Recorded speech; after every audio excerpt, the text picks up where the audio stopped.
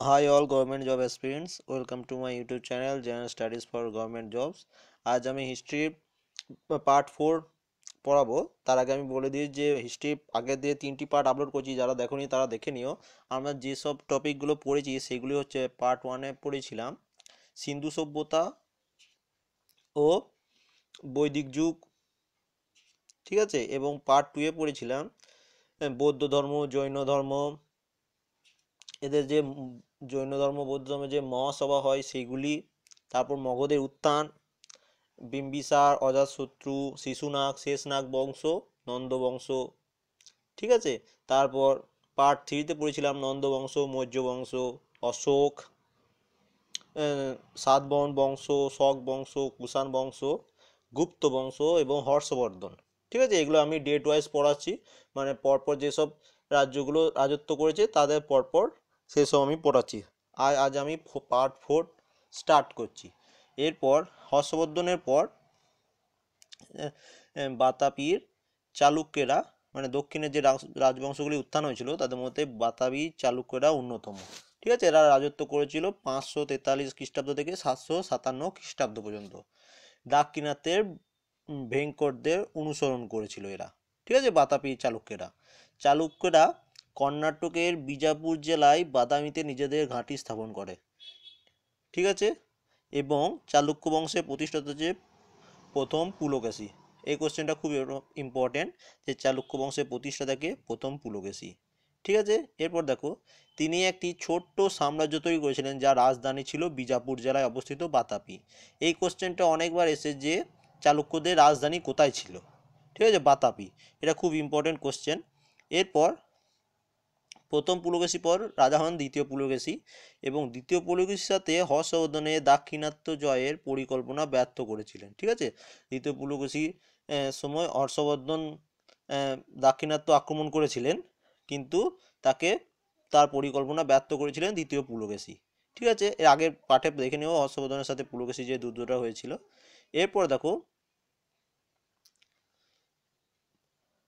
পল্লব শাসক প্রথম নরসিংহ বর্মন চালুক্য সাম্রাজ্য আক্রমণ করেছিল ও দ্বিতীয় পুলকেশীকে হত্যা করে বাতাপি দখল করেছিল, ঠিক আছে।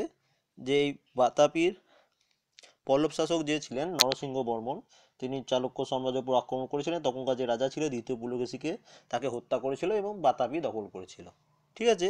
এরপর স্টার্ট হচ্ছে পল্লব বংশ, ঠিক আছে। পল্লব বংশ রাজত্বকাল হচ্ছে 560 খ্রিস্টাব্দ থেকে 803 খ্রিস্টাব্দ, ঠিক আছে। দেখো ফার্স্ট টপিক দেখো, তৃতীয় শতাব্দীতে সাতবাহনদের পতনের পর চোলাদের উত্থান পূর্বকাল পর্যন্ত পল্লবেরা এক গুরুত্বপূর্ণ ভূমিকা পালন করেছিল। মানে তৃতীয় শতাব্দীতে সাতবাহন বংশ পতনের পর সেখানে যতদিন না চোলরা রাজত্ব শুরু করেছিল তার আগে পর্যন্ত ওই মিডিল টাইমটাতে পল্লবদের রাজত্ব ছিল, ঠিক আছে। পল্লব বংশের প্রতিষ্ঠাতা হচ্ছেন সিংহ বর্মন, খুব ইম্পর্টেন্ট কোশ্চেন, পল্লব বংশের প্রতিষ্ঠাতা। এরপর দেখো, পল্লব বংশের সবচেয়ে বিখ্যাত রাজা ছিলেন নরসিংহ বর্মন, ঠিক আছে। তিনি দ্বিতীয় পুলকেশীকে পরাস্ত করে বাতাপি দখল করেছিলেন, ঠিক আছে। এটা আগে বলেছি, আরেকবার দেখে নাও, ঠিক আছে। এগুলো খালি রিডিং পড়ে নেবে, দু একটা খুব ইম্পর্টেন্ট, সেগুলো মুখস্থ করে নেবে, এর বাইরে এখান থেকে কিছু কোশ্চেন আসবে না, ঠিক আছে। এরপর দেখো, দ্বিতীয় নরসিংহ বর্মন মাল্লামপুরমে সৌর মন্দির ও কাঞ্চিতে কৈলাসনাথ মন্দির নির্মাণ করেন। এটি খুব ইম্পর্টেন্ট যে মাল্লামপুরমে সৌর মন্দির কোথায় ছিল, মাল্লামপুরমে, এবং সেটিকে প্রতিষ্ঠা করেছিলেন, নির্মাণ করেছিলেন তৃতীয় নরসিংহ বর্মন।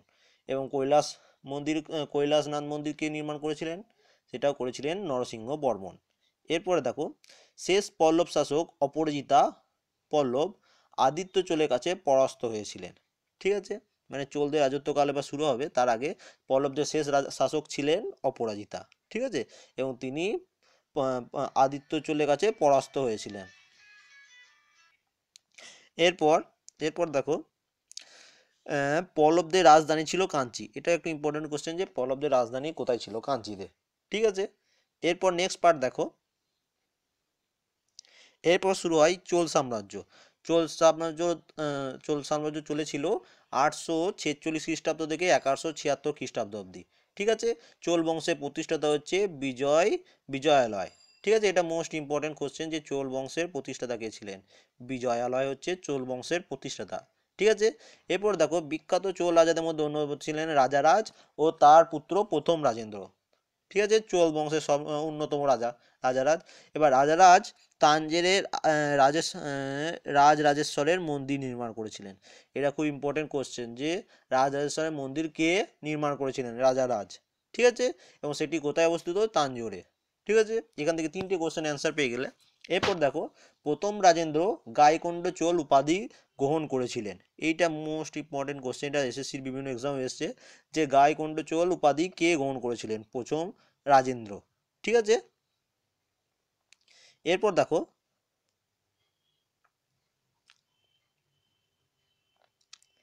পান্ডা ও কেরলের বিজয়ের পর রাজারাজ তার পুত্র প্রথম রাজেন্দ্রকে মহাদণ্ডনায়ক উপাধি দিয়েছিলেন। তাহলে মহাদণ্ডনায়ক উপাধি কার নামে ছিল, প্রথম রাজেন্দ্র। কে উপাধি দিয়েছিলেন, তার বাবা রাজারাজ। এবং কি জন্য দিয়েছিলেন, পান্ডা ও কেরলের বিজয়ের পর। ঠিক আছে, এবং দেখো এটা মোস্ট ইম্পর্টেন্ট কোশ্চেন, চোলরা নটরাজের ব্রোঞ্জ মূর্তির জন্য বিখ্যাত। এরা বিভিন্ন এক্সামে বহুবার এসছে। ঠিক আছে, চোলার নটরাজের ব্রোঞ্জ মূর্তির জন্য বিখ্যাত। এরপর দেখো দাক্ষিণাত্যের মন্দির স্থাপত্যকাল চূড়ান্ত রূপ পেয়েছিল চোলদের আমলে। এটাও খুব ইম্পর্টেন্ট কোশ্চেন যে দাক্ষিণাত্যের মন্দির স্থাপত্যকলা চূড়ান্ত রূপ কোন রাজাদের আমলে পেয়েছিল, চোল রাজাদের আমলে। ঠিক আছে, এরপর এই ধরনের স্থাপত্যকে দ্রাবিড় বলা হয়। ঠিক আছে, এটা একটু ইম্পর্টেন্ট। এরপর দেখো চোল বংশের শেষ রাজা কে ছিলেন, দ্বিতীয় রাজারাজ। এটাও খুব ইম্পর্টেন্ট কোশ্চেন। ঠিক আছে, চোল বংশের শেষ রাজা ছিলেন দ্বিতীয় রাজারাজ। ঠিক আছে, এরপর দেখো কি বলেছে, দ্বিতীয় রাজেন্দ্র কোপ্পমের যুদ্ধের সময় রাজা হন এবং তাকে প্রকেশরী উপাধি দেওয়া হয়েছিল। ঠিক আছে, দ্বিতীয় রাজেন্দ্রকে কোপ্পমের যুদ্ধের সময় রাজা হয়েছিলেন তিনি, এবং তাকে প্রকেশরী উপাধি দিয়েছিলেন। এরপর দেখো চোলদের পর রাজত্ব হয়েছিল পথিয়ার বংশের। পথিয়ার বংশের প্রতিষ্ঠাতা ছিলেন প্রথম নাগভট্ট। ঠিক আছে, এরপর দেখো প্রতিহারের দ্বিতীয় নাগভট্টের সময় আরও শক্তিশালী হয়ে ওঠে ও ধর্মপালকে মুঙ্গেরের যুদ্ধে পরাস্ত করে। ঠিক আছে, ধর্মপাল কে ছিলেন, পাল বংশের রাজা ছিলেন। ঠিক আছে, প্রতিহারের দ্বিতীয় নাগভট্টের সময় আরও মানে প্রথম নাগভট্টের পর দ্বিতীয় নাগভট্ট এসেছিলেন এবং রাজা হয়েছিলেন, এবং তার সময় প্রতিহার বংশ সব থেকে শক্তিশালী হয়ে উঠেছিল ও তিনি ধর্মপালকে মুঙ্গেরের যুদ্ধ হয়েছিল দ্বিতীয় নাগভট্টের সাথে ধর্মপালের, সেই যুদ্ধে তাকে পরাস্ত করেছিলেন। ঠিক আছে, প্রতিহারদের রাজধানী কোথায় ছিল, কনৌজ। এইগুলো খুব ইম্পর্টেন্ট যে আগেকার দিনে রাজধানী কোথায় ছিল। ঠিক আছে, প্রত্যেকটা সাম্রাজ্যের। এরপর দেখো প্রতিহারদের সর্বশ্রেষ্ঠ রাজা ছিলেন ভোজ, রাজা ভোজ। ঠিক আছে, সর্বশ্রেষ্ঠ রাজা ছিলেন প্রতিহার বংশের। রাজা ভোজকে অনেকে মিহির ভোজ নামে অভিহিত করেছেন। মিহির ভোজ কার নাম ছিল, যে রাজা ভোজের। ঠিক আছে, এরপর দেখো রাজা ভোজ বিষ্ণুর উপাসক ছিলেন ও আদিবরাও উপাধি গ্রহণ করেছিলেন। আদিবরাও উপাধি কার নামে ছিল, রাজা ভোজের নামে, এবং তিনি বিষ্ণুর মানে কোন ভগবানের উপাসক ছিলেন, এটা হচ্ছে বিষ্ণুর। ঠিক আছে, এরপর দেখো এরপর রাজত্ব শুরু হয় পাল বংশের। ঠিক আছে, পাল বংশের প্রতিষ্ঠাতা ছিলেন গোপালা। তিনি 750 খ্রিস্টাব্দে পাল বংশের প্রতিষ্ঠাতা করেছিলেন। এটা বহু বহু এক্সামে এসএসসি বিভিন্ন এক্সামে এসেছে। ঠিক আছে, যে পাল বংশের প্রতিষ্ঠাতা কে ছিলেন, গোপাল। ঠিক আছে, তার পুত্র ধর্মপাল বিক্রমশিলা বিশ্ববিদ্যালয় স্থাপন করেছিলেন। ভেরি ভেরি ইম্পর্টেন্ট কোশ্চেন যে বিক্রমশিলা বিশ্ববিদ্যালয় কে স্থাপন করেছিলেন তার পুত্র ধর্মপাল। ঠিক আছে, বিক্রমশিলা বিশ্ববিদ্যালয়। তারপরে দ্বিতীয় মহিপালের সময় কৈবর্ত বিদ্রোহ হয়েছিল। কোন রাজার আমলে কৈবর্ত বিদ্রোহ হয়েছিল, দ্বিতীয় মহিপালের আমলে। ঠিক আছে, এরপর দেখো দিব্যক ছিলেন এই বিদ্রোহের নেতা। কৈবর্ত বিদ্রোহের নেতা ছিলেন দিব্যক। ঠিক আছে, তারপরে দেখো সন্ধ্যাকর নন্দী, এটা most important question. Sandhyakar Nandi Ramcharit Manas থেকেই এই বিদ্রোহের কথা জানা যায়। তাহলে রামচরিত মানসের কে ছিলেন, সন্ধ্যাকর নন্দী। তিনি ছিলেন রাজা রামপালের সভাকবি। ঠিক আছে, তাহলে এই কোশ্চেনটা আসতে পারে কোন বংশের রাজত্বকালে সন্ধ্যাকর নন্দী ছিলেন, পাল বংশের। কোন রাজা তিনি সভাকবি ছিলেন, রাজা রামপালের।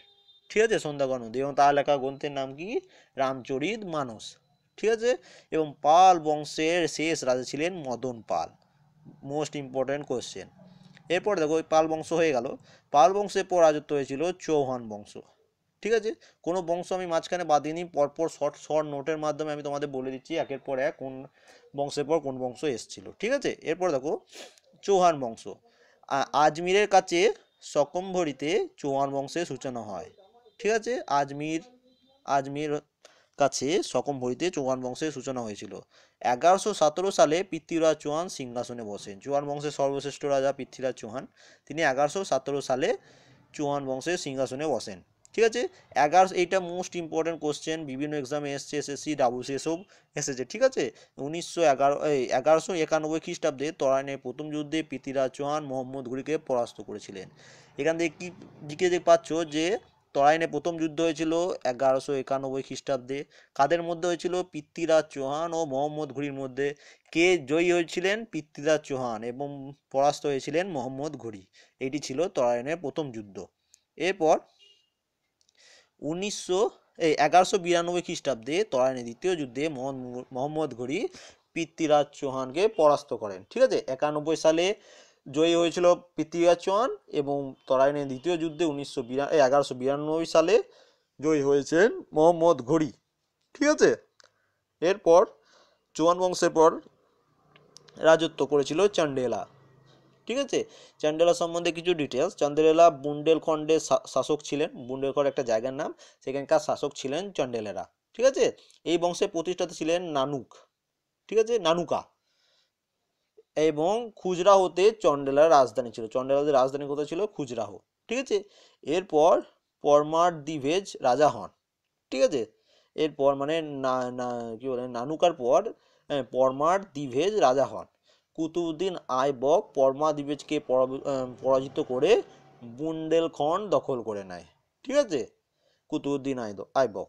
এরপর চন্ডেলার বংশের পর রাজত্ব করে সেন বংশ। ঠিক আছে, সেন বংশের প্রতিষ্ঠাতা ছিলেন সামন্ত সেন, খুব ইম্পর্টেন্ট কোশ্চেন। এবং বিজয়পুর ও বিক্রমপুর সেনাদের দুই রাজধানী ছিল সেনেদের। ঠিক আছে, এদের দুটি রাজধানী ছিল, বিজয়পুর এবং বিক্রমপুরী। ঠিক আছে, বিজয়পুরী এবং বিক্রমপুরী। ঠিক আছে, এরপর দেখো বললাল সেন কুলীন প্রথা চালু করেছিলেন। বললাল সেন অদ্ভুত সাগর ও দান সাগর রচনা করেছিলেন। এটা খুব ইম্পর্টেন্ট কোশ্চেন। অদ্ভুত সাগর ও দান সাগর কার রচনা? বললাল সেনের। জয়দেব লক্ষণ সেনের সভাকবি ছিলেন। ঠিক আছে, কবি জয়দেব তিনি লক্ষণ সেনের সভাকবি ছিলেন। খুব ইম্পর্টেন্ট কোশ্চেন। এরপর দেখো কিছু প্রাচীন ভারতের গুরুত্বপূর্ণ সাহিত্য কীর্তি। ঠিক আছে, কোনটি? অষ্টাদশ রচনা করেছিলেন পাণিনি, মহাভাষ্য রচনা করেছিলেন পতঞ্জলি, অস্ত্রশাস্ত্র রচনা করেছিলেন কৌটিল্য, বুদ্ধচরিত রচনা করেছিলেন অশ্বঘোষ, রত্নাবলী ও নাগানন্দ করেছিলেন হর্ষবর্ধন, মেঘদূত করেছিলেন কালিদাস, এবং গীত গোবিন্দ করেছিলেন কবি জয়দেব, হর্ষচরিত রচনা করেছিলেন বাণভট্ট, চরক সংহিতা রচনা করেছিলেন কবি চরক, পঞ্চরত্ন রচনা করেছিলেন বিষ্ণু শর্মা, এবং রামচরিত রচনা করেছিলেন সন্ধ্যাকর নন্দী। এইখানে এই কতগুলি প্রাচীন ভারতের গুরুত্বপূর্ণ সাহিত্য কীর্তিগুলো খুবই মোস্ট ইম্পর্টেন্ট। যতগুলো দিয়েছি এগুলো সবগুলোই খুব ইম্পর্টেন্ট, তোমরা এইগুলো সব মুখস্থ করে নিও। ঠিক আছে, এইখান থেকে কোশ্চেন আসতেই পারে। ঠিক আছে, বিভিন্ন এক্সামে। আশা করি তোমাদের এই পার্টটি খুব ভালো লেগেছে। যদি ভালো লেগে থাকে তাহলে লাইক করবে এবং কমেন্ট করে জানাবে কেমন লাগলো, এবং যদি কিছু খারাপ লাগে বা আমি যদি কোনো ভুল বা কিছু আমাদের ডাউট থাকে সেগুলো কমেন্ট করে জানাবেন। ঠিক আছে, এবং যারা আমার চ্যানেলে নতুন তারা প্লিজ সাবস্ক্রাইব করে নেবে চ্যানেলটা, তাহলে যে কোনো ভিডিও আমি যখন আপলোড করবো তোমরা সঙ্গে সঙ্গে নোটিফিকেশান পেয়ে যাবে। এবং এর সাথেও বলে রাখি আমি একটা ডেলি জিকে পেজ স্টার্ট করেছি, যেটাতে তোমরা ডেলি জিকে আমি পোস্ট করি, তোমরা সেখানে কমেন্ট করে অ্যান্সার দিতে পারো। ঠিক আছে, এবং আর একটি ফেসবুক গ্রুপও স্টার্ট করেছি, সেখানে যে কোনো ফর্ম ফিল আপের সমস্যা বা যে কোনো ডাউট হলে সেখানে কমেন্ট করে জানাবে, তাহলে আমি সেখানে তোমাদের রিপ্লাই দিয়ে দেবো। তাছাড়াও আরেকটা বলে রাখি যে এই পিডিএফটা যেটা আমি পড়ালাম এটি আমার টেলিগ্রাম গ্রুপে তোমরা পেয়ে যাবে। টেলিগ্রাম গ্রুপের লিঙ্ক আমি ডেসক্রিপশনে দিয়ে দেবো। ডেসক্রিপশনে আমি জিকে পেজেরও লিঙ্ক দিয়ে দেবো, টেলিগ্রাম গ্রুপেরও লিঙ্ক দিয়ে দেবো, এবং ফেসবুক গ্রুপেরও লিঙ্ক দিয়ে দেবো। ঠিক আছে, তোমরা জয়েন করে নেবে। ঠিক আছে, সেখান থেকে পিডিএফটা ডাউনলোড করে নেবে। ঠিক আছে, এবং আশা করি তোমরা খুবই হেল্পফুল হবে, এবং thank you for watching this video.